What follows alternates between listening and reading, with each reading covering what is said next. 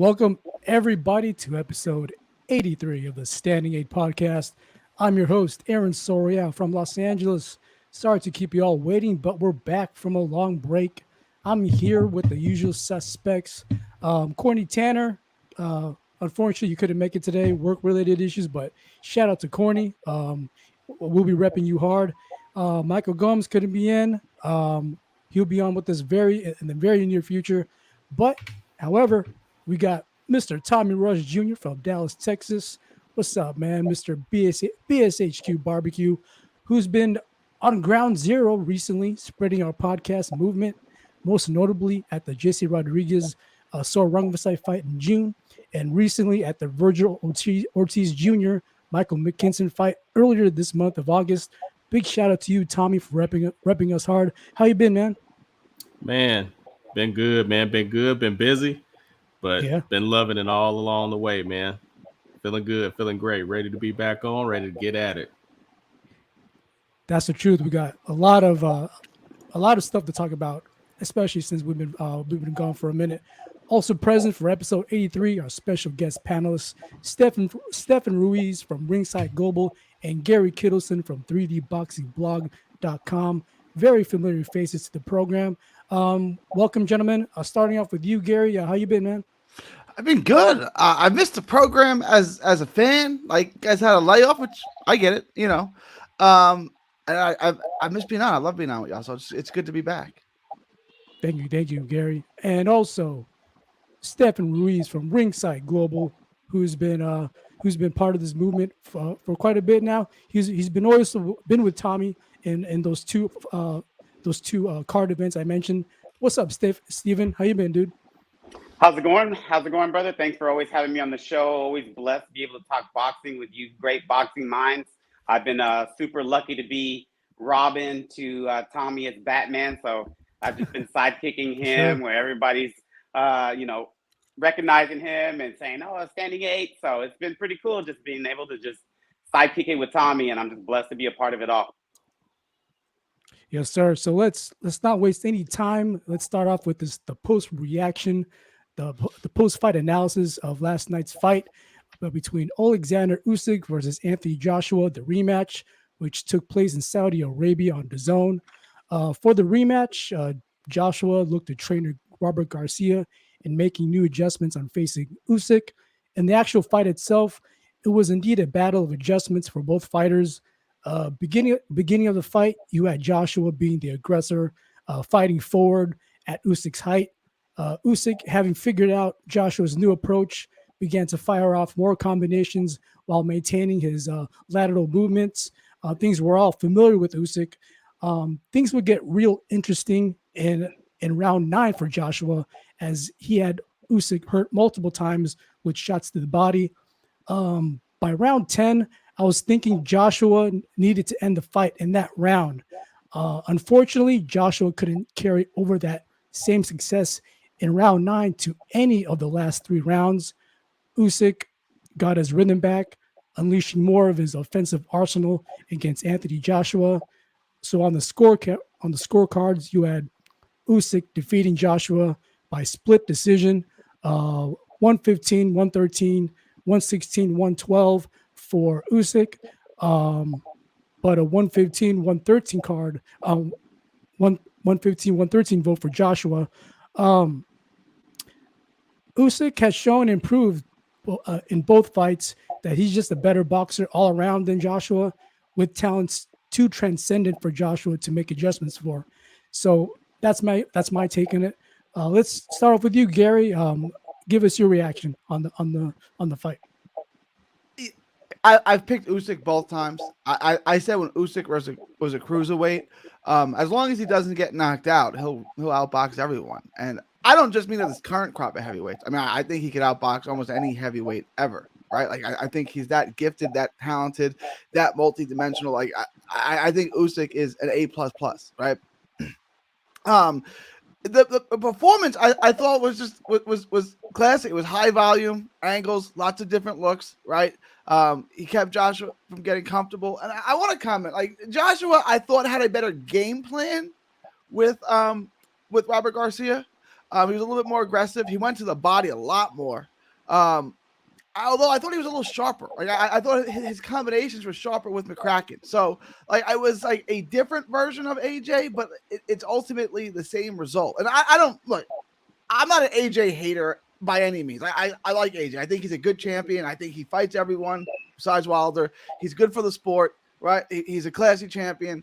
But there's levels to this, right? And Joshua is a good boxer for a heavyweight. Usyk's just a great boxer. Like he's and the one thing I would say about Usyk is he'll keep winning until he gets knocked out. And in the heavyweight division, you see fighters that you don't like. Rockman knocked out Lennox Lewis. Corey Sanders knocked out Klitschko, right? Like it happens, right? Like especially in the heavyweight division, you can't just think you're going to UD12. Well, you got to split decision, but you're going to UD12 everyone. You're just going to eventually in the heavyweight division, you're going to have to knock someone out, or you're eventually going to get knocked out. And I don't know when it's coming. It could be at a time you're not expecting it, like when Corey Sanders knocked out Klitschko. Like what just happened here? But eventually, like Usyk's got to try to really sit down and knock someone out, or he's going to find himself suspect to being knocked out himself, because it's just the nature of the heavyweight division. But it's an A+ performance from Usyk. I think it was just as good as the first one. Like it was classic Usyk. I agree, Gary. And one follow-up question for you, Gary, and also you guys could respond when you get the podium. But Gary, what prevented Anthony Joshua from carrying over that momentum over to round 10 from 9 in your view?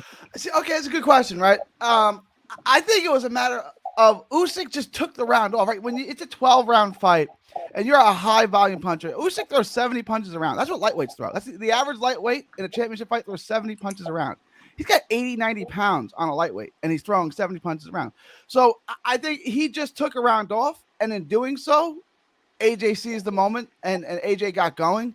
I think Usyk said, all right, the 8th round was a toss-up. 9th round, AJ won. I think in the 10th round, Usyk's like, okay, I can't let this slip away here. I got to get going again. And then he just flipped the switch and was able to outbox, AJ the last 3 rounds of the fight and seal it. Glenn Feldman. I used to give respect to Glenn Feldman as a judge. He had Thurman over Pacquiao.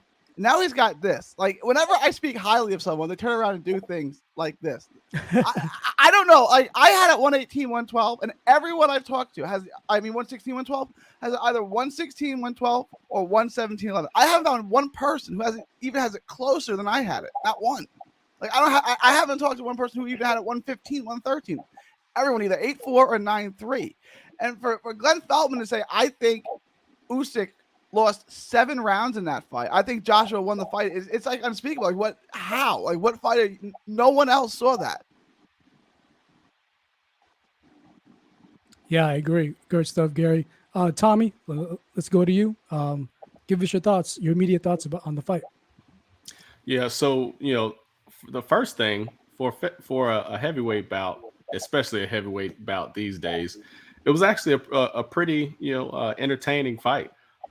Seeing what Robert Garcia did, to help Joshua's game plan, compared to the first fight, was a pleasant experience to see. He seemed to be a little bit more patient. He used a lot more intelligence. You could tell that you could tell the difference in the game plan that he had from the first and second fight. Like Gary said, he was going to the body a lot.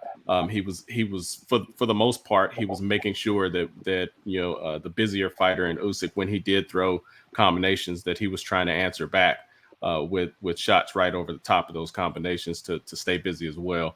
But I felt, like Gary said, I had it 9-3. And I know that a lot of people that I spoke to, there was a round early, I think maybe like round 4 or something like that some people gave to Joshua that I actually gave to Usyk. So it kind of layered us by 1 round. But I agree, man. I think that a lot of people pretty much saw it the same way. It was a dominant performance by Usyk. overall. There were a number of rounds that were decently close, to where I could see, maybe a round or two going different directions in a swing round, type perspective. But what Glenn Feldman had was absolutely crazy.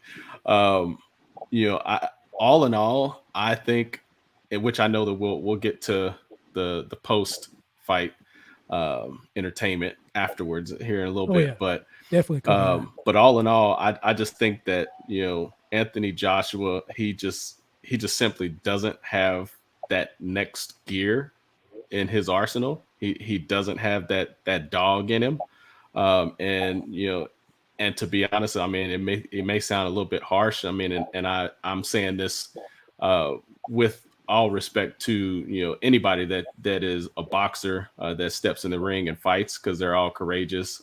They're all strong, but I think the dude, he's a little soft, when it comes down to it. And just like what we saw in those 2 rounds where Joshua absolutely dominated.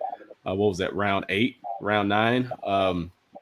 And Usyk answered back. Like, he just flat out turned it to another level, and that was a level that Joshua just does not have, and that's where he was just able to dominate for the rest of the fight. Like, he just doesn't have that gear, and I think that that started to break him.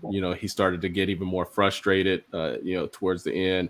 The stamina really showed up again, which has been something that has kind of plagued him a little bit earlier on in some of his big fights. But I just I think that it's going to be really, really difficult for Joshua, even with having Robert Garcia. Like, I just think that it's going to be really, really difficult for him if he fights anybody that has that second level and that second gear, and that just has that dog, that just ferocious mentality that can turn on when the fight gets heated. It's going to be hard for him. Much respect to everything that he has done in his career, but I think that this is the same thing that continues to kind of show up when it gets really heavy and really deep for him. So unless he can rely on his power and land that power shot and that blow to change the fight, which he's absolutely blessed with, it's going to be difficult, and especially for somebody that's a very sleek, technical, smart boxer, like an Usyk. So I enjoyed it, but Usyk dominated. I had a 9-3. Great stuff, Tommy. Now, Stephen, before we get your assessment of the fight, I like you to address this question from Jaime Garza from All Access Elite. And as you can see, what's up, fellas? He asked, how much did you expect Robert Garcia to make a difference in the corner? So, Stephen, before you give us assessment, you want to give us your thoughts on this question? Yeah. So Gary and Tommy kind of touched on some of the homework that I kind of prepared myself for. Shout out Nancy in the chat. Shout out Jaime Garza, All Access Elite Boxing, DFW out here. Shout out to Courtney. I don't get to bust up on the show, but I'll still get you another time. So you can run, but you can't hide. Sign the contract, baby. Don't duck me, son. Keith Thurman, aka. But I think we all saw that Robert Garcia made his money in that fight. I think what he brought was a lot of that come forward where you could see he was trying to attack Usyk's body, and I think at times he was getting some real success with that, because you saw Usyk kind of wince in pain when he would go to the combinations to the body. So I think had he stuck to that game plan a little bit harder, it would have paid dividends after that really good 9th round that he had into the 10th, 11th, and 12th, because that's when you start to lose steam. And if you've got a little bit more power, you might be able to push that last domino to where the rest falls. So I think Robert Garcia, I think he brought some good stuff. Everybody's, of course, going to be critical after hindsight's 2020. But when you came in, you saw Anthony Joshua really trying to implement different things. I liked what he did, and you could see there was progress there, because it was a better fight this second time around than the last one. And what's the difference? Robert Garcia. So that, to answer his question, I think he made his money's worth. I think he put on a way better performance than he did the last one, where he kind of just got outboxed. So if that kind of answers that question, like I said, shout out Nancy. I saw her in the chat. Some of my quick notes on that were a key thing was the basics. The basics make a difference at championship levels. We've seen that yesterday with Usyk, pumping out that jab all night as a rangefinder, and also to throw AJ off from getting set. So the basics there, when Haney at championship levels is just pumping that jab down your throat, it's hard for a boxer to get set and implement his game plan. If he's trying to come forward, he gets jabbed off the line and has to reset.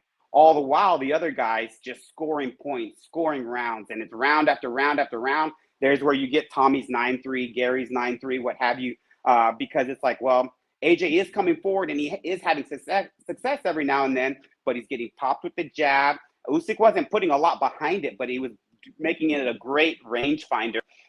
Another big thing for me is that the movement that Usyk has. Obviously, he's not like a true heavyweight. So the fact that he's got enough in the gas tank, I just saw him very Lomachenko-esque, and obviously they're brothers at arms, brothers in war. You see their movement in the ring, which is so much different than just a come forward style, as so a lot of Mexican fighters have, different fighters, where Usyk all night was circling left, right, and just he would hit Anthony Joshua with something and then swing out to the right, swing out to the left. So props for that. Usyk was keeping his head off the center line all night because AJ could never follow up with more than 1 or 2 shots because Usyk was constantly having the head movement. And Usyk, on the other hand, was having the success because Anthony Joshua was a little bit more straight up and his head was just there to be hit all night. So those adjustments, I think that's not something Robert Garcia can fix in that amount of time. It's just fighters revert back to what they always are. And that's hard a lot of times, unless you have a guy that just can truly just kind of listen, almost like a video game style. Let me see what else I have. I said a champion responding. So after the 9th round with Anthony Joshua, and everybody seems to agree, his best round out of all the fights, Usyk has shown that he'll respond. He's had a lot of tough fights. You might get him there, but he's going to respond. So to me, that was a big thing. Where a champion, when you have that championship medal in you, you'll respond. Let me see here. I think Usyk also put in the work to sustain all those body shots that Robert Garcia implemented in there too. So we talk about what did Robert Garcia bring? I think he brought in a lot of that Mexican style body shot, that body work to slow him down in the later rounds, because they knew Usyk was going to be very, he was going to have a lot of movement. Since, he's almost more of obviously a true cruiserweight than a heavyweight. And that's something you're not going to see. You're not going to see Andy Ruiz running around the ring like you're going to see Usyk. And that movement is hard. It's tiring. It's hard to put punches together when that guy was there 1 second and he's gone the next. Let me see here. A couple of the last things I had was Robert Garcia definitely added some good stuff. Usyk not leaning forward over his center line, so it allowed him to not be in a lot of harm's way, which is really good. Mental boxing for him. Speaking of mental, AJ's mental state versus Usyk's mental state. Obviously, you said we alluded to that a little earlier. That's heavy, man, because these guys are not only just putting the road work in the gym, hitting the weights, which could be a detriment when you're boxing and those muscles need oxygen. That's another side note. Mentally, somebody's coming off a loss. You're having to come and fight the guy that just beat you with the new coach. Meanwhile, Usyk is at freaking war with Ukraine and Russia. So when you're at war and then you're just coming to box, that boxing is somewhat, me and Tommy kind of talked about it, it's almost like a game.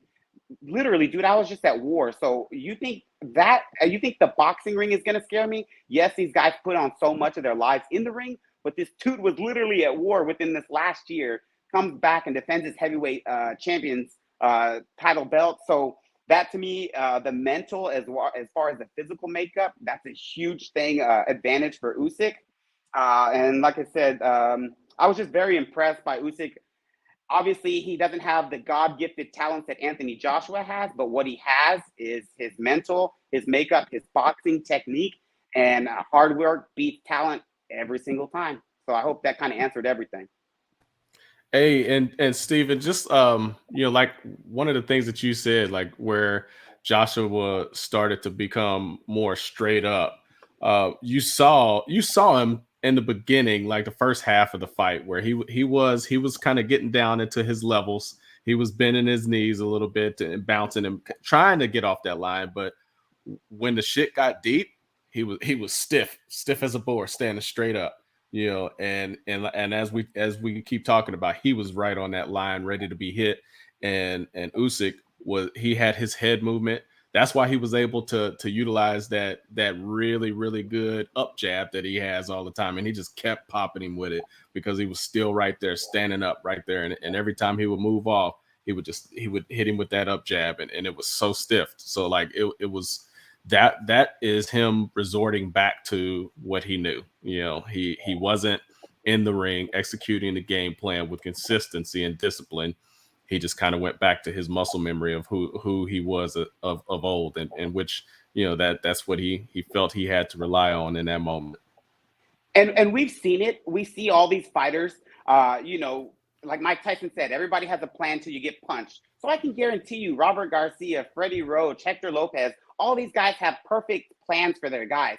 But then we saw it with Virgil Ortiz. He said it himself. He admitted himself. I went into my last fight. I thought I knew a little bit more, and I had to kind of come back and do what my coach was telling me. So I think Robert Garcia gave him a really good game plan for it. It's just very hard to implement it. It's just two different things on paper and in real life. And in real life, when you've got Usyk just jabbing your head back all night, and he's so the movement that he's got, that's just it's a tall task. So just you can't say enough about Usyk, man. Just defending your country from war and then defending your belts from Anthony Joshua, a guy that looks like a sculpted god. They need to build him a statue in Ukraine if they can build the bronze bomber one in Alabama.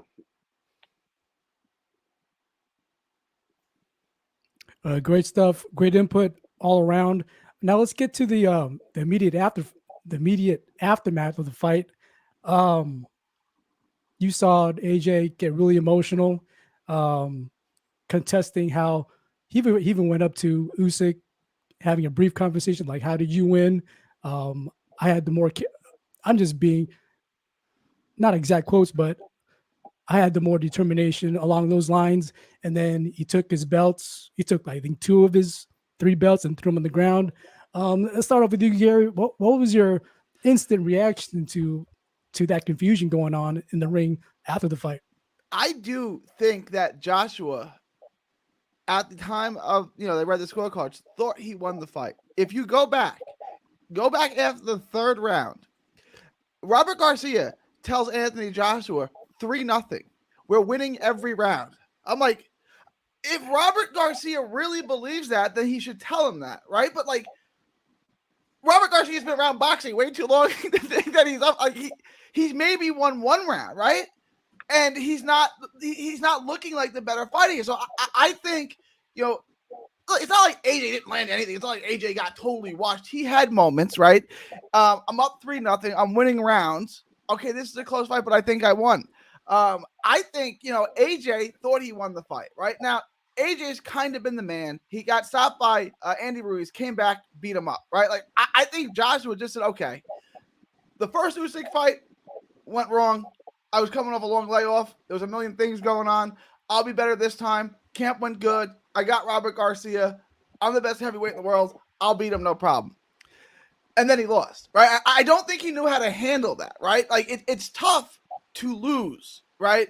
Bill Walton told the story, right? Bill Walton went to UCLA, didn't lose a game. Then he went to Portland. They won a championship. And then he signed with the Clippers, and they were terrible. And he's like, he didn't understand, why are we not winning, right? I kind of think Anthony Joshua was in that spot, right? Like, I had a good camp. I had a good game plan. So that means I win. But I didn't. I think, losing doesn't, he won a gold medal. Then he was, the gifted heavyweight, and he was guided to a heavyweight. And then, I'm not saying he was given all tuna cans, right? But who did he beat for his heavyweight title? Charles Martin? You know what I'm saying? Like, he was built along. Right. And he's good. I'm not Anthony Joshua here saying he's a bum. He beat Klitschko. He's got good wins, right? But I don't think he's grasped the idea of losing yet, right? Like it hasn't resonated with them, right? And I think that's what you saw. That I don't think he knows how to handle losing. And I do think when he goes back and watches the fight, I'm sure he'll have a different opinion. at least secretly to himself, he'll know he didn't win that fight. I thought the advice that he was up 3-0 was misleading and bad advice. Because even if you think he's up 3-0, you got to at least think those rounds are close, which means he could be down 2-1 just as easily, which is how everyone had it. I thought that was bad advice. I thought that was building Joshua up for disappointment. And I think Joshua just doesn't, know how to lose yet, which is not a bad thing. Like, you shouldn't want to lose, right? You should want to win. But now that you have to live with the fact that someone's better than you, I think there's a lot for Joshua, at least in that moment, for him to take. I mean, he doesn't know how to lose on the cards because, he's experienced losing before being knocked out. And he came back and a couple months later and destroyed Ruiz, right? Right. So he kind of righted that wrong. And he couldn't right this wrong. You know what I'm saying? Because Usyk is better than him. True. Let's get to you, Steven. What was your reaction to the commotion that happened? I think what it was a culmination where everything kind of boiled over, because you got to remember the whole DAZN platform is built on two dudes, and that's Anthony Joshua and Canelo. And these guys have so much pressure. Okay, you're going to fight this guy. And then once you beat him, you're going to fight this guy. And then once you beat him, you have so many things that a promotional company is betting millions and millions of dollars, all kinds of things on you, where you cannot act like that pressure is not getting to you. Stepping in the boxing ring, every puncher has a chance. We saw that with Andy Ruiz. You saw like they had, they were bringing AJ to Madison Square Garden with Andy Ruiz. They're going to bring him in. He's just going to beat him. Everybody's going to go home. And now you've got Anthony Joshua, the star in England, the star in the US, and then mega fights from, for the next 5 years. That didn't happen. So these guys have so much pressure on them, not to mention you had the whispers of anxiety attacks before he's walked out before. There's a lot of always whispers where these guys have so much pressure, promotional companies on them. I think it was not a good look. I think AJ had one of his friends back in England say on Sky Sports that the team kind of left him out to dry, meaning they should have pulled him back. They shouldn't have let him kind of carry on, with this tantrum, kind of like he did when he chunked out the belts. Even Usyk looked at him like, dude, are you serious?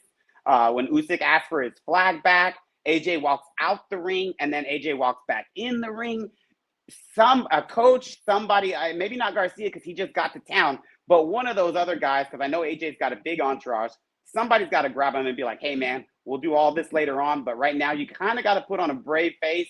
You got to give it up to Usyk, for what he just did. Let him have his moment, and then we can do all the presser, all the spouting off afterwards. But throwing the belts, getting in the ring, getting out the ring, having verbal arguments with fans as you're leaving, it's not a good look. So to me, for all fighters going forward, I know that there's so many emotions, and I can't pretend like I have those emotions after I've lost. However, if you're going to be gracious in your wins, you need to be gracious in defeat too. I didn't think it was a great look, and even one of his own teammates, sparring partners back in England, saw that, and he felt like the team kind of aired AJ out, kind of didn't do the whole bro thing, which is, hey man, you're gonna have to chill out. Everybody can't be a yes man, and like Coach Hector Lopez says, trainers can't be personal assistants. You got to sit them down sometimes. Cool them off, let them know like, hey man, right now this is not a good look. Let's just take a breather and we'll get back at it. But him kind of going off the rails like that, it just wasn't good. Yeah, highly uncharacteristic of Anthony Joshua, and he totally stole the shine he stole the undue shine for Usyk. Tommy, let's get your thoughts on this. Yeah, man, you just hit the nail on the head. So one that was Usyk's moment to be in the ring. If he chose to leave the ring, he should have stayed. He should have stayed out of the ring. Once you step out post fight and you don't stand in there ready to own the loss, then just keep on going, man. Like this whole WWE style. Let me come running back like the Ultimate Warrior back into the ring. Come on, bro. Like he's just not a good loser. Like that's really all it is to it. He's just not a good loser, because this isn't the first time that he's done something awkward or weird or borderline out of line or whatever. Like there's questionable behavior almost each time he loses or is up for loss.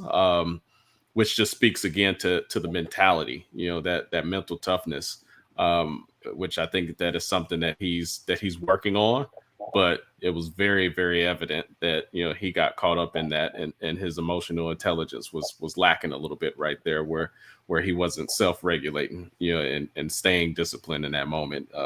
If he was going to come back in and realize that maybe he did congratulate Usyk or something like that, great, but I feel that it was entertaining for one, but two, I just think that it was crazy, man. It was crazy. Like there's much better way. Yeah. I mean, Papa Shango versus Ultimate Warrior, for real, man. Like what are we watching here? Like this was just an outlandish type moment, to experience. And like I said, this isn't the first time that he's done something that we were looking at, kind of questionable when it came down to him in the loss. So, I think that there's, as Steven said, you got to have some people that can reel him in, and he very much so needed that in that moment, because it absolutely was not a good look for him at all. And like we talked about, there was even somebody who was walking backstage, and they told him, way to keep it professional, and he's like start to go off, and it was like an elderly guy, and he's like going off, and like they had to hold him back, acting like he was about to go try to charge the dude or something. So it's just like he was pretty much having an emotional breakdown. But hopefully he rebounds from all of this, and he can come back stronger. Great thoughts all around. So let's focus on the immediate future. They asked Usyk what he wants to do. He said point blank, either Tyson Fury or what's the point fighting? So, Steven, give us your thoughts overall about Usyk between a potential unconfirmed unification fight between Usyk and Tyson Fury. I think everybody's going to love to see it. Obviously, that's the fight in the heavyweight division now to make. Everything else is going to kind of be on pins and needles till that kind of happens, because you're going to have the sanctioning bodies have to figure out, they're going to have to force something to go down as far as all those belts, because both of those guys can't just sit there and, blockade them. So we really got to figure out, is Tyson Fury playing games? Is he really retired? Because he pretty much did the whole nine when he shouted out Sugar Hill. He said peace to everybody. He's done all that. But then you have the belts that are not really believing it, it looks like. So we're all talking about these two guys like if he's not retired. And that's nothing new to boxing, where a guy retires and then comes back. It happens. So I think Usyk has the kind of the upper hand, and he can kind of just wait and see what the next move is going to be from Tyson Fury. I know it's easy to, sit on your couch and kind of talk bad about the performance of both guys, but Tyson Fury still has to get in that ring. He still has to do the road work. It's dangerous when you start contemplating retirement and then coming back. You can't be half in, half out when it comes to retirement. So I think an interesting storyline would be, how serious is Tyson going to take Usyk? Because that guy, he really comes to give it his all. So I think we'll have to see what the sanctioning bodies do, what the belts do, what they kind of make, what rules they put in place to have those guys maybe fight each other, or what's going to happen for the future. So that's just my take.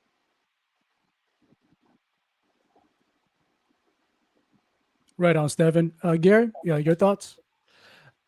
For Usyk, I mean, he's 35, right? So he's going to have a couple options.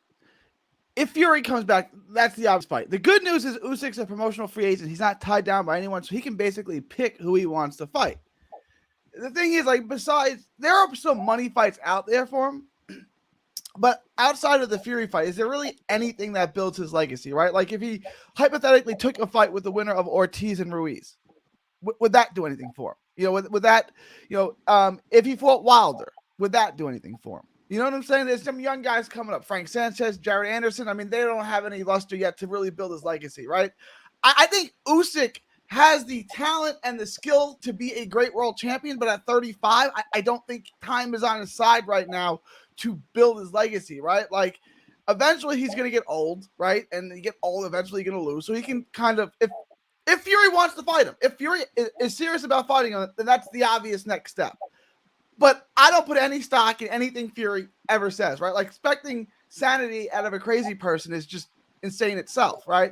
So I don't know what Fury's doing, but just don't count on Fury, right? Like, just, if he wants to fight, great, but we're not expecting him to do anything. Other than that, there really aren't, there's still money to be made, and he can make it because, like I said, he's not tied down promotionally. But there's really nothing out there for his legacy. So, like, okay, I can retire undefeated. I can retire off these 2 fights, or I can kind of hang around and see if I get old and someone beats me. So, honestly, his best bet is probably Fury. If Fury doesn't come through, probably 35, retire, walk away with your own intact. Yeah, very interesting, Gary. Tommy, your thoughts on that potential matchup? Hey, I fully agree, man. I think that he did the right thing by calling it out and calling it out the way he did. Because like Gary said, man, the dude, he's 35, and I think that and I know that he recognizes this. He recognizes everything that Gary just said. Like, I have a fight. That's what I got to fight for. Like, I think what they said. I think they're giving Fury, I think till the end of September or something like that to put his, to put some sort of status update about his retirement, in writing, right. So they can figure out, what the next steps are. If we don't see anything, then okay, what happens? What happens? Like, what is left? So I really think that he's laying that gauntlet down. He's in that warrior mentality where he's like, hey, I'm not playing around, dude, and I don't really have a whole bunch of time to waste. Let's go. Let's make this fight. Let's make it happen. So it's either me and you get in this ring and give everybody what they want while you're, talking shit about the performances and all of this stuff and doing what you do best is sell. You know how to talk, you know how to get people riled up, and you know how to sell. Well, let's sell this fight and let's actually make it happen, because otherwise I'm wasting my time here, and even, even if he does go out like that, who's got shit to say? like who's got shit to say? Like, he came in, he stepped into the ring, jumped up from cruiserweight, did what he did in the heavyweight division, made that immediate impact, got those wins, stood his ground, went with his rematch, won again, called out the big bad wolf. The big bad wolf ran. All right, well, what's next for me?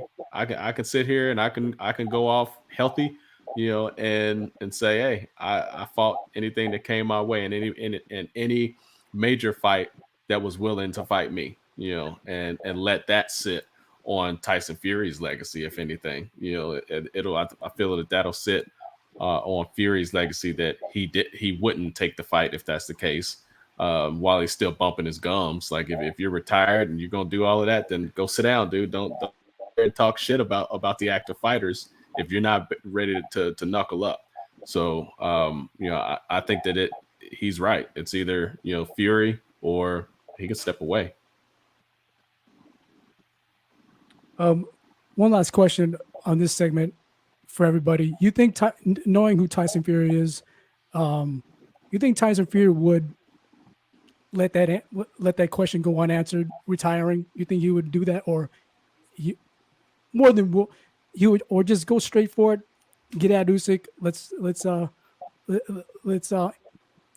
answer these questions, and let's do it all for the belts. Gary, let's go to you. I mean, if Tyson Fury was in his right mind, we might expect. I don't expect anything from Tyson Fury, right? He's a crazy person. Like, I mean, I don't know what he's thinking. What he's thinking today, he's going to be thinking something completely different tomorrow, and he's going to be thinking something completely different next Tuesday. So, like, I really don't know what Tyson Fury is going to do. Like, I really don't. Stephen? I kind of agree with Gary. I mean, Tyson Fury is a little bit unpredictable. You know what I mean? He's the Gypsy King for a reason. But then also Usyk, he's also crazy like a fox. That's not just the normal same guy himself. You know, when he's like Anthony, and like he called it, and he did it 2 times. Like that's you've got to be. I mean, then he had that Mongolian hairdo. Like, who rocks that? He came to the press conference looking, in his Mortal traditional Kombat character. man, that guy, you've got to have some confidence to rock stuff like that. So, there's a fine line between genius and insanity. And I think they're both, like Tommy said, they're doing what they've got to do to sell why that guy needs to come see me. Usyk just did it. He just laid down the gauntlet. If it's not you, then nobody. And now, Fury kind of responded. So that was kind of smart on Usyk's part to put it out there straight up. You want it or you don't. And then Tyson Fury, but 20 minutes later, right there on social media. So it was a good play on Usyk's part. And like Tommy said, if it damaged anybody, so to speak, it's more on Tyson Fury because like everybody's always going to say in boxing, well, you didn't beat this guy. Well, then you beat that guy. Well, you didn't beat this guy. So it's never going to stop. It's just kind of where you can realistically put it to where that was one of my best challenges. And then I cut it where I felt I was at my towards the end of my career before it all went downhill. Because we've seen it far too often. It's a tale as old as time in boxing. They went way longer than they should have. And then they're just a shell of themselves. And then people can now talk down on their name when maybe they should have just cut it back, a fight or two before. So, well, it's interesting to see. Both of these guys are very interesting. The heavyweight landscape, it shifted so much from when we thought it was going to be a mega fight between Wilder and AJ. And now look, you have Usyk and Fury reigning 1 and 2 up there. So, we'll see. We'll see. You want to address this real quick, guys? Yeah, because I think, assuming Wilder beats Robert Helenius, which I don't think goes past 3 rounds, right? So let's assume Wilder wins. Let's assume Wilder's not shot and he destroys Helenius. Yeah, it is because Usyk's a promotional free agent. He can go fight a PBC guy. He's his own boss at this point, which is really good, right? It doesn't stop him from really or get in the way of mega fights. But I would ask Khalid, like, do you think at this point Usyk beating Wilder coming off those losses to Fury does anything for Fury? I mean, it's a payday, right? So if he wants to take it, right? Like take the money. But does it do anything for his legacy, right? Does beating Wilder make him a top 10 heavyweight ever? Like probably not, right? So I mean, I think it's a possibility, and I think it's a real possibility because it'll be lucrative, assuming Wilder destroys Helenius. Like, it's a possibility. It could happen. I think that depends on, like, he'll take that fight for the same reason why everyone else goes to work, for the money. Right. And as we've seen a pattern already with Usyk. Like, he's only been taking fights that just adds to his legacy. Nothing short of that. Tommy, your thoughts on that? Yeah, I mean, I agree. I mean, I think that it would be legacy, money, and just him being a badass. Now, granted, I don't feel that it necessarily adds to his legacy, especially like from his from his perspective, from Usyk's perspective. But I could see it weighing on him a little bit if he feels, because everybody knows how many people are fans of Wilder. We've got Bomb Squad out there. If he feels like, hey, you know what, before I go, let me go ahead and take care of this one too. Let me go ahead and just do it. Because that could be one of those ones where it becomes now granted, I feel that it would have to be like Wilder is coming out and challenging him like actively and calling him out to where he feels like, I'm not about to back down from this dude. Like, he has to make the demand. It may not be a legacy, but a legacy fight for me, but I'm not about to back down from this dude. Sign the papers and let's go. I feel like it may be one of those. Go ahead, Steven. I was going to say at first, this question, like to Gary, is like, if he wants to. But as I was playing it through in my head, if Usyk does take that Wilder fight and then he just beats Anthony Joshua, Deontay Wilder, you're kind of looking at Fury now saying, I did what you did and I just did it better because I have AJ on my resume and I have Wilder on my resume. Your best win, and a guy you never, laced them up with because you were nervous about the contract didn't work. But now Usyk's kind of looking at him like, I just took those two out, and you don't want to fight me now. I don't. It's not that I don't want to fight you. So I think that would put Usyk in a way bigger atmosphere. At first, when I was looking at it, I was like, I don't really care. But then now that I was thinking about it, if he takes out AJ and he took out Wilder, you're kind of looking at Fury like, now my body of work looks better than yours towards the end. So then it would put a lot of pressure, I feel like, on Fury at that point. Great stuff. And thank you for that thank you for that question, Callie Gatson. And also another great comment / question. Mental health has been the prevailing topic, specific in the boxing arena.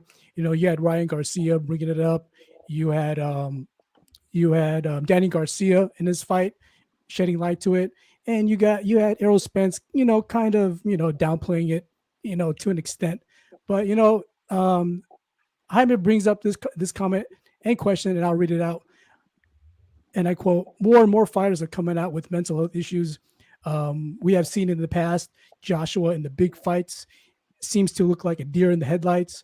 Joshua versus Ruiz won. It seemed Joshua was battling depression and anxiety. How much do you feel it played a part, especially with all the fighters who are coming out? Do you feel it's more due to CTE or mental health? Gary, I'll let you address that post by Jaime first. Yeah, go ahead, man.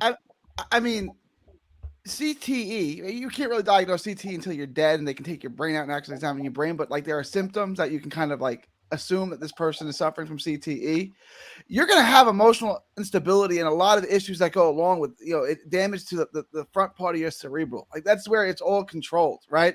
So, I mean, is it CTE or mental health? Well, the mental health issues probably are a result of CTE and traumatic brain injuries. Like, you know what I'm saying? I don't think it's an either or thing. I think it's an and both thing, right? Like, boxing is obviously a dangerous sport, right? I mean, the sport is getting hit in the head. That's the sport, so brain injuries, brain damage is going to go along with that. And what goes along with brain injuries and brain damage is emotional and mental instability and issues. So I think it's a combination of both things, right? Like, I don't think you can necessarily separate them, right? Like, you've seen this with aging football players, right? Like, so Junior Seau, the famous linebacker for the Chargers and the Patriots, committed suicide. It's not like, I mean, you're seeing this in the more, contact and more violent sports where, head injuries are commonplace. So I don't think it's either or. I think that the CTE and the mental health issues are hand in hand. Great input, Gary. Tommy, your thoughts on this? Yeah, I mean, I think that this is something that it's definitely a real deal. I think that there's more as we move forward. There's such more awareness, around this, and especially in these male dominant sports. The fact that people are just like here, where people are being more open about it. They're becoming comfortable and not feeling demasculated or anything like that about saying that they're suffering from these types of the mental health issues and things of that nature, or depression, anxiety, whatever it is that may be ailing that individual. So I do feel that there are some things, with some individuals, but just like this comment here, some people may also use it as a crutch. Some people may use it, for almost kind of like a safe fall, a little bit, which is unfortunate, for anybody that is, misusing mental health or depression or anxiety or anything like that, or even as we talked about, like CTE, where there may be some brain trauma or anything like that. Those things are absolutely real, and we should be cognizant and supportive and recognize those things. But anybody that's misusing it or lying about it, for the sake of whether it's lack of preparation or training or whatever it is, that's super unfortunate. But it's definitely a real thing, and we're seeing it more now because there's a lot more awareness around it, and people are becoming more comfortable. We got Courtney in the building. What's up, man? What's good, yo? I just came up here to see what Steven in here lying about, bro.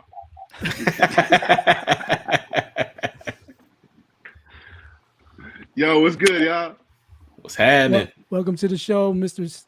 The Brown Bird Sugar, one of our mainstay panelists on the program.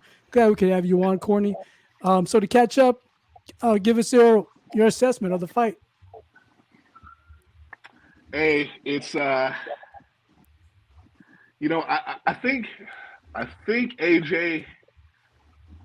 It's one of those situations where, okay, so we got Bomb Squad, we got Deontay Wilder. He ran into the man who was just got his number.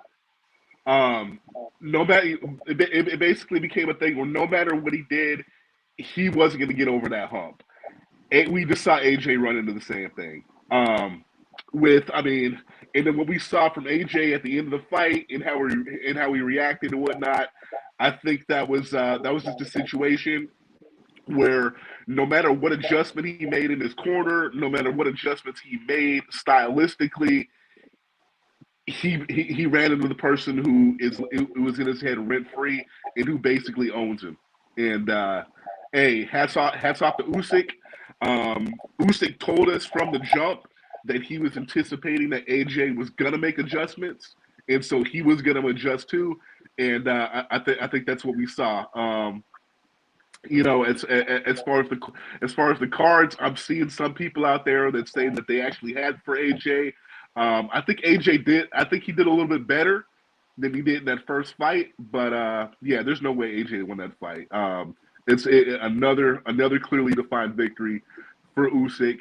And now I think the only question is, whose era is it going to be? Is it going to be Fury's or is it going to be Usyk's? And true to form, Fury has now come out and said he is willing to come out of retirement to fight Usyk. So we're gonna see how that goes down. We're gonna see how that happens. I think it's gonna be a lot of posturing for some time to come and jockeying in the media, in broader public attention, and on social media and whatnot, because we got Usyk, who is aligned with Matchroom. We got Tyson Fury, who is aligned with Top Rank. How that's gonna mesh and how they're gonna get that. How they're going to overcome those and hurdle that and bring that fight to the public. I really don't see how that can feasibly be done. But that's where the conversation in the broader public now shifts. Is are Usyk and Fury are they going to get it on?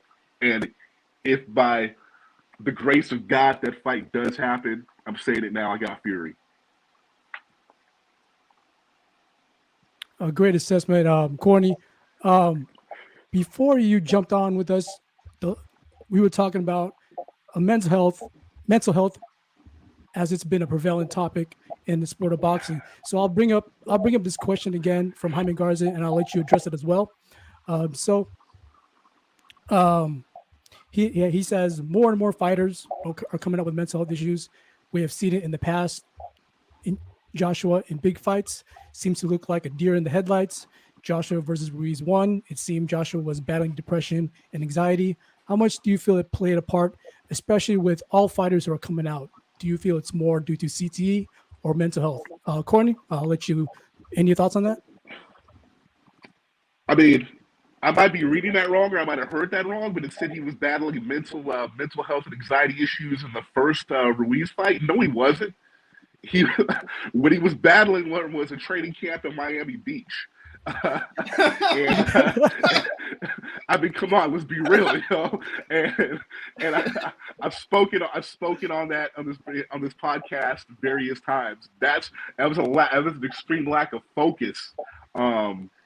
That's what he was dealing with, and I think there might have been anxiety and mental health issues and depression that might have preceded him catching those hands from Andy Ruiz.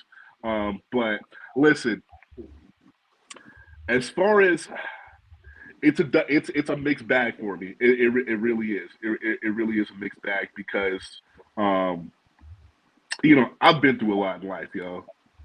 I'm sure everybody on this panel has been through a lot in life. I mean, I'm sure anybody who has endeavored to step into the ring and make a living with their own two hands has been through a lot.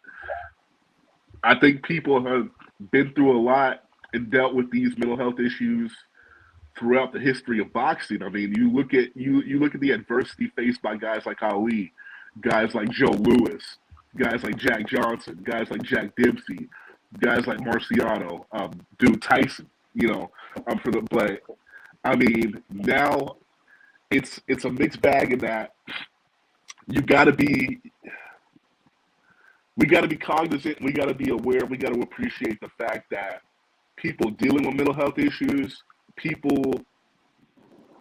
the stigma that has been lowered, and so that people can be braver, people can walk in their truth if they're dealing with that. But I think also what we're seeing as the floodgates open is it's becoming another excuse. It's becoming another cop out, and I think that does a disservice to people who are legitimately dealing with mental health issues, and most of those people oftentimes are suffering alone and in the dark. Or they're dealing with the trauma of those things privately, as opposed to all on social media as a means to garner sympathy, or as a means to use it as leverage, or as a means to use it as a competitive advantage. So, I mean, I hate to go back to the spectacle about what we saw at the end of the fight, but it's obvious. It's obvious that Anthony Joshua is dealing with some things as far on the mental health scope. As far as I think there was a lot of expectation that was put on him early, as far as globally and in the British public, and for his demographic within the UK, there was a lot put on him, and he went into that Klitschko fight and he delivered. And then there was more, and then that mantle, it increased. And then you have the Andy Ruiz fight where I think he bought into his own hype a little bit too much. I think the people around him didn't encourage him to stay humble, and so he got humbled. But coming into this fight, saying he was going to be a different animal, said he was missing slicing people's faces up and hurting people and stuff like that. You go in, you come in with a lot of that tough talk, and then you don't do it. You don't produce that in the fight. And then it's like, all right, they're putting the belts back around Usyk, and how are you, how are you legitimately going to be in that moment and explain that you wrote a humongous check that your ass, once again, could not cash? So, I mean, I think for him to be dealing with that and in that moment, yes, that's obviously going to trigger some maybe a mental break or a mental collapse of some sort. But people dealing with those issues, that's never an excuse for bad sportsmanship. That's never an excuse for indecency. That's never an excuse for lowering yourself when you're in that moment. I mean, because when you're at that level, the true mark of your truest mark is how you conduct yourself for all of your worst critics to see, and that's how he chose to conduct himself. And so, I mean, I really, in how it based on the result, how he performed, what he promised, as opposed to what he delivered, it's going to be really interesting to see where it goes from here for AJ. Great stuff all around, guys, on Usyk versus Joshua. So next topic on the agenda. What did you guys think of Teofimo's return since suffering his first career loss to George Kambosos? He was on the top-ranked ESPN Las Vegas showcase on August 13th. It was his first fight at 140 against Mexico's Pedro Campa, a fight that Teofimo was heavily favored to win, in which he definitely did via seventh round TKO. Let's go to you, Tommy. Let's give us your thoughts on Teofimo Lopez's return. I feel that T.O. did what everybody expected him to do. You know, my honest assessment of the fight was he could have looked better. The first thing that that I was and I've been calling out is he probably should have sparred more. He should have done a little bit more preparation. Because I feel that I feel that very much so he could have come in there and looked fucking spectacular. And I feel that it was just a good performance. He dispatched him and sent him home early as expected. That's kind of what was served up for him to do. But I feel that he was feeling those body shots a little bit, during that fight. He was very much so feeling some of those, and it looked like they were bothering him a little bit. But all in all, I think that it was a good performance. It wasn't anything great. It wasn't anything that was impressive. But he came back and he looked good. He looked good in his win, and sent homeboy home on early, man. Great stuff, Tommy. Gary, let's get your thoughts on this. Yeah, I would tell him he did what he was supposed to do. He could have looked better. I give it a B or a B plus. It wasn't a bad performance. It wasn't, his best performance either. But he did what he had to do. He new weight class coming off the loss. I don't have any complaints. And really, Camper landed some good shots. He did some good work, but it was all early in the fight. And then, round 4, 5, 6. I mean, it was a wash. Tio was doing his thing. So the question was: is Teofimo Lopez more the guy that outboxed Lomachenko, or is he the guy that lost? And I think he's going to get back to the guy that outboxed Loma. Like I'm really high on him. I think that the loss was a one-off. I think it was I don't want to say a fluke, but like if they rematch, I think Teofimo Lopez would win easily, right? Like I still think Teofimo Lopez is that guy. He just had a little setback, right? And I think it was a good performance. I don't think it was an A plus, but it was good. And you're not going to have a spectacular performance every time out. But he got a brutal knockout, and he took care of an overmatched opponent like he was supposed to. So I was content with the performance. It was fine. It was good. Great stuff, Gary. Steven, what'd you think about his comeback? Kind of the same thing, aligned with Tommy and Gary. He looked good. He looked way more comfortable. One thing I took from that fight was his excellent counter punching that he was doing. But he was able to do that. Maybe he looked really good because of who he was fighting. Now you start getting up to those top 3 guys, and we'll see if you can still have that much fun and you can still look that dominant where you start to wash the guy out when that guy's just as talented. So we'll see what he does. It was a great get back fight. We'll see what he does with as the top of the class pertains, and we'll go from there. I'd like to see who are the guys that they have for him maybe lined up. Barboza, Regis, Ramirez, and Chon.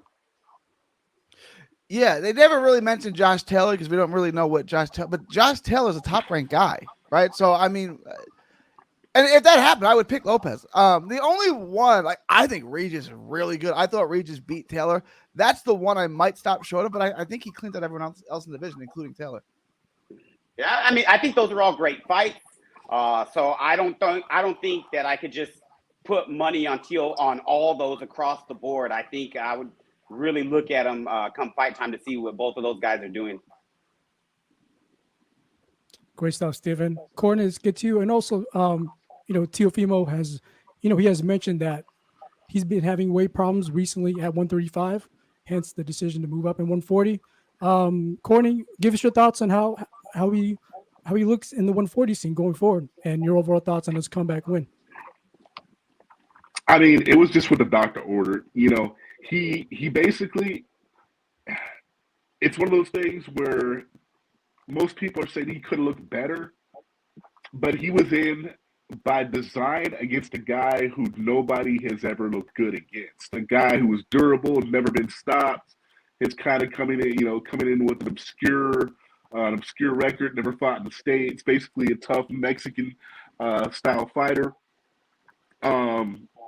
But I mean, he went in, he did what he's supposed to do. He got the stoppage against a guy who's never been stopped. a guy who was stubborn, a guy who was determined not to go anywhere against him. And he was able to go in, impose his will, get the stoppage, boost his confidence, and it's on to the next. But I mean, from the optics,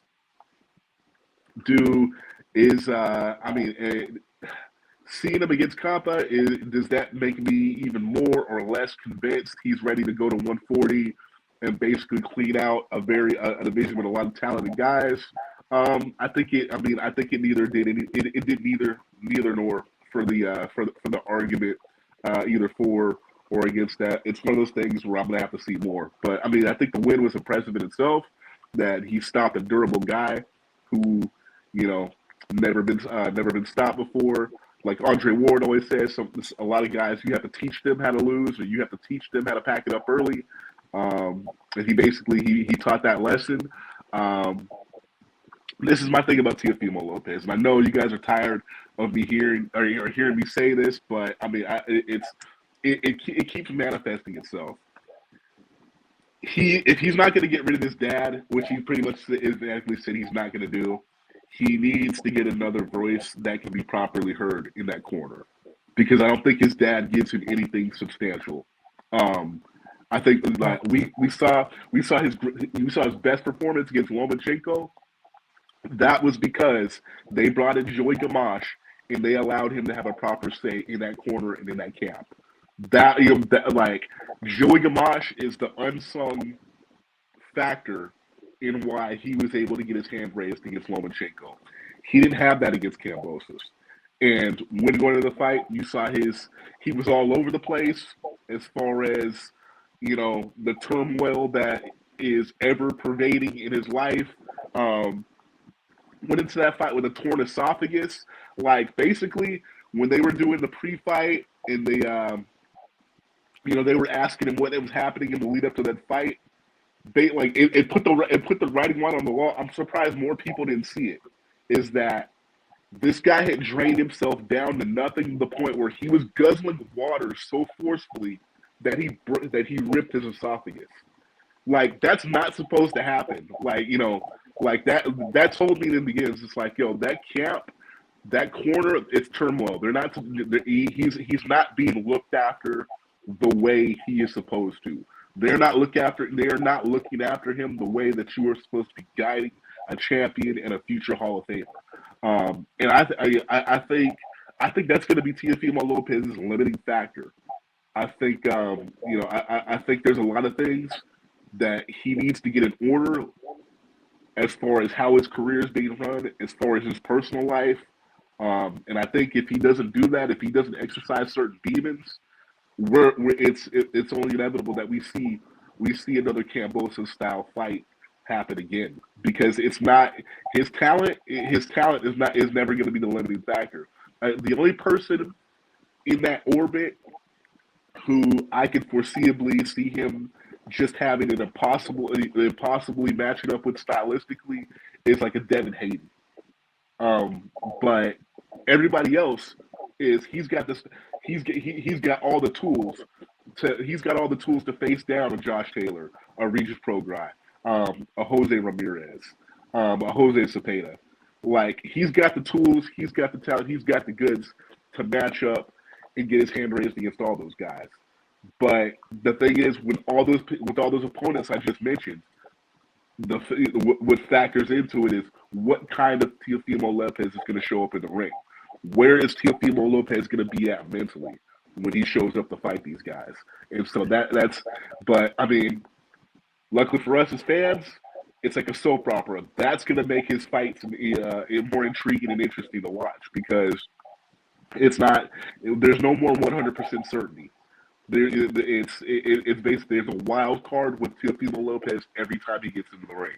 And as Steven said, when he gets in with guys who are just as talented or equally talented, maybe for more than a few of those matchups, that can tip the scales in favor of a Josh Taylor, in favor of a Regis Prograis, in favor of a Jose Ramirez. So it's one of those things. Time will tell with Teofimo Lopez. Great points, Corny, especially about those. Steven, let's get your thoughts on what Corny just said, especially those possible peripheral external factors that could come into play again against Teofimo Lopez as he matches as he matches these guys up in the 140 division. Your thoughts, Stephen? Which part? He went on for an hour there. I forgot the last 45 minutes of his spiel. We've only been on for an hour and 10, dumbass. Well, you were late to the party. You were on your own time. So everything you said for that 45 minutes was everything I covered in a lot less words. So anyways, no, I'm glad that you're in here. You said everything I said, but just took twice as long. I think it's going to be some good fight. I think there are going to be some good fights. I think, like Courtney will say, I will agree with this. When you start getting up into the upper echelon, so many of those things matter, like your sparring partners, your coach in the gym. And we've seen it with Danny Garcia. His dad got him as far as he did. And then when he fought the Sean Porters or the Keith Thurmans or the Errol Spence, when these things are so razor sharp, those little things matter, then that's when you start to look at, like Courtney said, bringing in a third voice that's going to give you that edge a little bit more. Because like I said, these are all dads. They see it through a set of eyes. But then I've heard great men say these coaches can't be personal trainers. So sometimes you have to give them the hard truth. Like Gary alluded to earlier, Robert Garcia saying you've won the first 3 rounds, and everybody's kind of like, okay. You can't just personal train that guy. Even my favorite, Canelo, they weren't giving him any other type of directions when he's going out there and just round after round, he's taking losses, and it hurt me as a fan. But that's when Eddie kind of just looked like a personal assistant too. We're not saying, hey man, great defense it's pretty to look at, but it doesn't score. So these guys, to Courtney's point, you got to have somebody in there that's not your dad, like an Angel Garcia, where you're giving them. Get his ass out of there. Take your time. Get his ass out of there. What are you doing? We saw with the Teofimo fight when he lost. This guy's hurt. Get him out of there. Take your time. So it's just like, man, what are you telling this guy? You got to help him out. And you see, just like there's elite level boxers, there's elite level coaches, and then I feel like there's drop offs after that. And we see it with boxing. We see it in a lot of sports. So that would just be my thing. Is just as he progresses. He's another guy that we talked about, a big part of the show about mental health.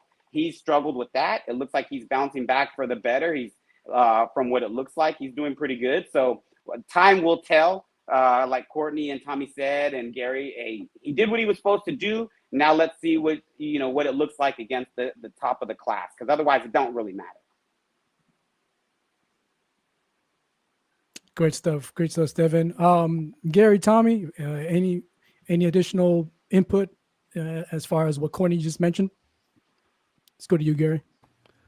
No, not really. I mean, I pretty much agree with everything Courtney and Stephen said, and I think Courtney was right. I mean, he was matched. I don't want to say matched tough, like he was matched with a stone cold killer, but he was matched with a guy who we don't know much about, didn't see much about, and it doesn't lend himself to looking spectacular against, right? So that should be factored in too, right? Like he wasn't given a guy kind of tailor made for him to get you a highlight reel knockout. He was matched with someone that was going to test him, right? Not a top 10 140 pounder, but a good durable fighter.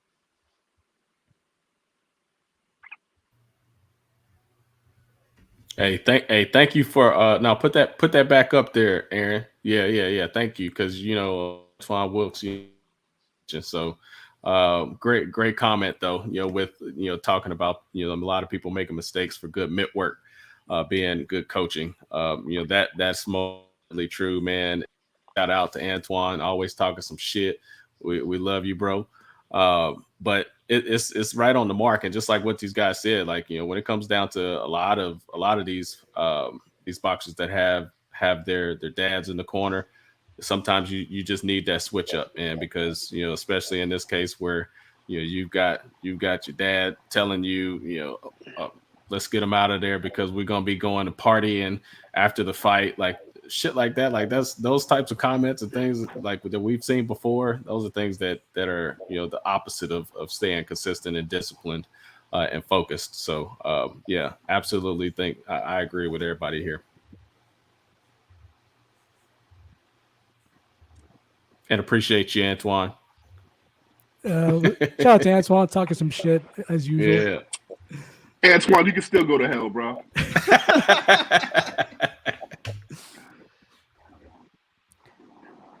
Well, guys, I'll have to end it on that note. Great comeback episode.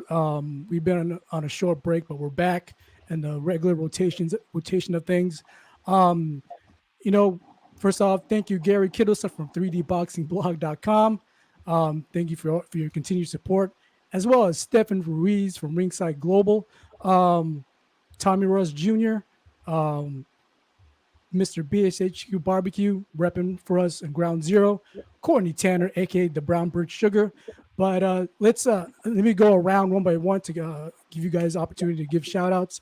Gary, let's start off with you. Any closing words you want to give out? First, I want to give a shout out to one of my favorite fighters of all time. It didn't go well for him last night, Omar Figueroa. One of my all-time favorite fighters to watch, former WBC lightweight champ. Obviously didn't go well for you last night, but thanks for the memories. One of my all-time favorite fighters. Being able to interview him was and go to Texas Boxing Scene. You can check out my interview with him. He opened up a lot about his mental health issues, which I wasn't expecting. I just thought we were going to talk boxing, and he opened up about it. So check that out. And thanks for the memories. Please follow me all forms of social media: 3D Boxing, 3D Boxing Blog, and I have a page completely dedicated to Texas Boxing on YouTube. That's Texas Boxing Scene. Please subscribe to all those channels. Yes, sir. Yes, sir. Gary Kittleson from 3dboxingblog.com. Thank you, sir. Stephen Ruiz from Ringside Global. Any shout outs, closing thoughts for tonight? Yeah. Just every one of y'all for showing up on time, except for Courtney.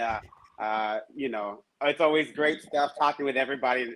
All kidding aside, it's always fun to be able to talk boxing. So many things going on in life, and I feel like this is great for everybody. Like I said, we're talking boxing. We're all alive. We're all healthy. Follow us, Ringside Global on Instagram. I'm always, being Robin to Tommy Rush's Batman there. Shout out to Alexis Rocha and TKO Boxing Gym, Hector Lopez for sending us some gear. It's always awesome. We love to support all the fighters. So we show love. They show love back. So TKO Boxing Gym, Hector Lopez, Alexis Rocha, State of the Art, Abraham Perez, Jose Rendon, my partner on a lot of this. Shout out to, just all the boxing media, everybody out there. We're all trying our best to pay our bills, drink some beers in between, and enjoy our family. So I appreciate y'all always having me on. I'll be on every single time. Thank you, Stephen. Mr. Tommy Ross Jr., what's up, man? Any closing thoughts for tonight? Hey, man. One, shout out to all of y'all for joining and getting this like T.O., the return, getting this going so we can get back in here. You gotta love when Courtney and Steven get on here talking shit with each other, man. It's always a lovely time and a love-hate relationship. So makes for wonderful fireworks. Appreciate you, Steve. Appreciate you, Gary, for joining us as always, man. Reoccurring all the way down with us. So most definitely love all of y'all. And as Aaron is doing right here, this was one of my main shout outs. Is shout out to everybody that hung out with us in the chat, that hopped in, chopped it up with us. All of the listeners. We're gonna let Courtney get to the Oscar speech on it. I ain't gonna steal no shine on that part because he's about to tell your mama's mama and your mama's mama's mama. So hey, appreciate y'all. Love. Thank you, Tommy. Also, Courtney Tanner, always bringing the fireworks, closing us out. Courtney, aka the Bird Brown Sugar. Let's have that. All right, man. Hey, I want to conclude by asking, who keeps inviting Steve into the show, man? Hey, somebody test his B sample, bro, because that dude gets beefier every time they put a camera in front of him, man. Test his B sample. Hey, you want something, man? There's not apple juice and Flintstone vitamins. I don't care what nobody's saying, man. USADA was at my house this morning. I'm good. Hey, man. Hey, let me find out you pulled that Marquez, though. No. But hey, Hey, I got to get back to work, man, and I got a sinus infection from hell, so it feels like my face is like in a vice grip right now, man. But hey, like I said, man, I just wanted to jump on with y'all to see what Steven was out here lying about. Once again, as usual, he wasn't talking about nothing, man. But hey, shout out to Steven Ruiz, man. Hey, you real, bro. It's always an honor to cross swords with you. Pause. Hey, Gary. Hey, you know what's up, man. Hey, Tommy, Aaron, y'all my heart, y'all my family. Basically, want to give a shout out to everybody out there who was down with us in the Standing 8 movement and just basically just contributing and tuning in and just making this movement what it is, man, and it's growing. And I know we've been gone for a while, but hey, we have a commitment to keep bringing y'all great content, great collaborations, and just being a positive force in the sport of boxing, and just and talking loads of cash money shit, which is all I'm out here to do to begin with, man. But hey, I love y'all. Thank y'all so much for loving me and reciprocating. And hey, out. For sure. This is again, thank you all to our listeners and followers for watching this episode and all of our past episodes. I'm Aaron Soria from Los Angeles. Again, with me, Gary Kittleson from 3dboxingblog.com, Stephen Ruiz from @ringside_global, rocking the Alexis Roca shirt, Tommy Rush Jr. Be sure to also to follow his great barbecue page at BSHQ Barbecue. Also, he's with Vivint, so I know you got some hookups with y'all, whether you want to, as a customer or prospective, looking for a job, hit him up. And Courtney Tanner, a.k.a. the Burt Brown Sugar, always great with his insights and perspectives. Again, everybody, thank you for watching the show, watching this comeback episode. I'm Aaron Soria from Los Angeles. Stay safe, guys. Thank you. Peace.